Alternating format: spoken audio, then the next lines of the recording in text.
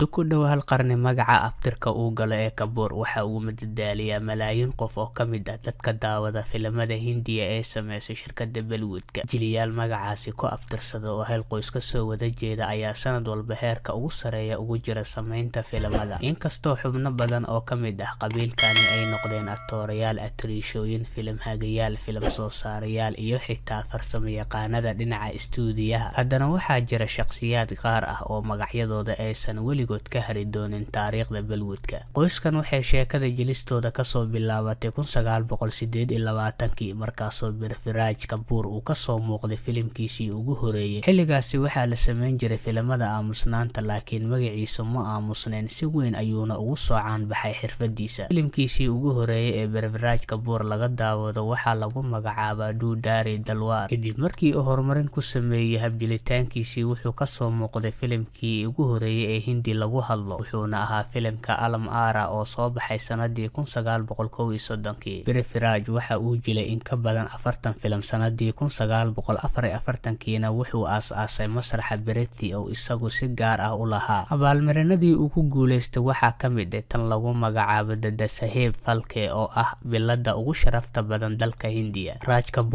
Raj Kapoor waxaa lagu tilmaamaa inuu ahaa ninka ugu guulaha badan ka gaaray 3 wiil ee uu dhalay Prithviraj, kuwaasoo dhammaantood noqday aktoorayaal. Kadib markii uu guushii ugu weyneed ee dhinaca jilista gaaray, waxa uu raacay raadkii aabihiis wuxuuna aasaasay shirkadda RK Films. Intii u dhaxaysay 1950 ilaa iyo 1960 ayuu ku raaxaystay xirfadiisa jilitaanka, mar uu aktoor ahaa iyo mar uu filim soo saare ahaaba. Filimadiisii ugu caansanaa waxaa ka mid ah Awara, Sherry 420 iyo Mere Naam Joker. Raj Kapoor waxa uu dhashay 14 December 1924 wuxuuna dhintay 2 June 1988. Rishi Kapoor oo ah wiilka ugu yaraa ee uu dhalay Raj Kapoor, waxa uu isagoo caruur ah kasoo muuqday filim uu jilayay aabihiis, laakiin markii uu gaaray da'da 20 sano ayuu la wareegay jilista filimada Bollywoodka, wuxuuna ka mid noqday aktoorayaashii ugu caansanaa ee abid soo maray Hindiya. Muddo 10 sano ah ayuu hormuud u ahaa jiliyaasha Hindiya. Markii ay da'da ka daba timid, wuxuu u wareegay doorka caawinta aktoorayaasha ee jilista. Bishii Abriil sanadkii 2020 ayuu u geeriyooday kadib markii uu 2 sano la xanuunsanayay cudurka kansarka. Karishma Kapoor oo hogaaminaysay jiilkii afraad ee reer Kapoor waxay ahayd haweeneydii ugu horeysay ee xubinka ah qoyskana oo jilitaan samaysa. Waxay shaleemooyinka qabsaday sanadii 1990 iyo horaantii 2000. Filimkii Raja Hindustani ayuu ahaa kii ay guusha ugu weyneed ku soo hoysay kuna hanatay abaalmarinta Filmfare Best Actress ee atriishada ugu fiican. Walaasheed ka yar Kareena ayaa 10 sano kadib bilowgii Karishma soo gashay xirfadda jilitaanka iyadoo kasoo muuqatay filim dagaal ah oo lagu magacaabo Refugee ama Qaxooti. Gabdhaha uu awoowaha u ahaa Raj Kapoor weli way ku dhex jiraan jilista filimada, waxayna magacyadooda ka mid yihiin kuwa ugu caansan ee atriishooyinka. Ranbir Kapoor oo ah wiilka uu dhalay Rishi Kapoor wuxuu isagoo 30 sano jir ah soo caanbaxay sanadii 2009 markaasi uu jilay 3 filim oo dhammaantood wada guuleystay iskuna xigay. Tan iyo xilligaasi wixii ka dambeeyay xidigani reer Kapoor sare buu usii socday, wuxuuna urursaday abaalmarino badan uu ku mutaystay aktooraha ugu wanaagsan. Wuxuuna kasoo muuqday filimka Sanju oo ah mid ka mid ah filimada lacagta ugu badan kasoo xareeyay taariikhda Bollywoodka. Hadda waa mid ka mid ah aktoorayaasha lacagta ugu badan ku qaatay jilitaanka, wuxuuna haystaa adduun lacageed oo gaaraya 43 milyan oo uu ku helay 10 sano kaliya gudahood. Kuwaasi waxay ahaayeen hal qoys oo ku dhawaad hal qarni haysta Bollywoodka Hindiya. Sidoo kale waa qabiilka ugu awooda badan filimaanta Hindiya marka loo eego magaca Kapoor oo ay soo galayaan Anil Kapoor, Shahid Kapoor, Sanjay Kapoor iyo Shakti Kapoor.